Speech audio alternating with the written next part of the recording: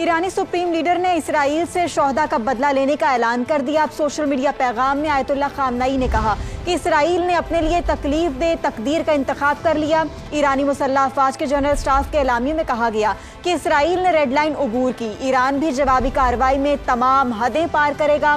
قم شہر کی مسجد جمکران پر سرخ جھنڈا لہرا دیا گیا۔ اصفہان اور مشہد میں سینکڑوں افراد نے اسرائیلی حملوں کے خلاف احتجاج کیا۔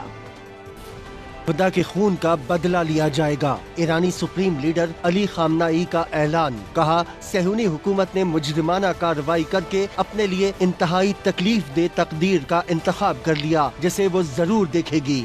مسلح افواج کے جنرل اسٹاف کا اعلامیہ بھی جاری، ایرانی قوم سے مقصد حاصل ہونے تک چین سے نہ بیٹھنے کا وعدہ۔ اعلامیے میں کہا گیا کہ دہشت گرد اسرائیل تمام ریڈ لائنز عبور کر چکا، اس جرم کا جواب دینے میں ہم بھی تمام حدیں پار کریں گے۔ ایران کی مسجد جمکران پر انتقام کا سرخ جھنڈا لہرا دیا گیا۔ قم شہر کی قدیم مسجد پر سرخ جھنڈا قومی انتقام کی علامت ہے۔ 2020 میں قاسم سلیمانی اور 2024 میں اسماعیل ہنیہ کی شہادت پر بھی یہ جھنڈا لہرایا گیا تھا، جس کے بعد ایران نے جوابی کارروائی کی تھی۔ ایران کے مختلف شہروں میں اسرائیلی حملوں کے خلاف احتجاج، اصفہان اور مشہد میں سینکڑوں نوجوانوں نے شہداء کا بدلہ لینے کا مطالبہ کیا۔ اسرائیلی فوج کا دعویٰ ہے کہ ایران نے 100 سے زائد ڈرونز کے ذریعے جوابی کارروائی کی، تاہم تمام ڈرونز مار گرائے گئے۔ شہریوں کو اب شیلٹرز میں رہنے کی ضرورت نہیں ہے۔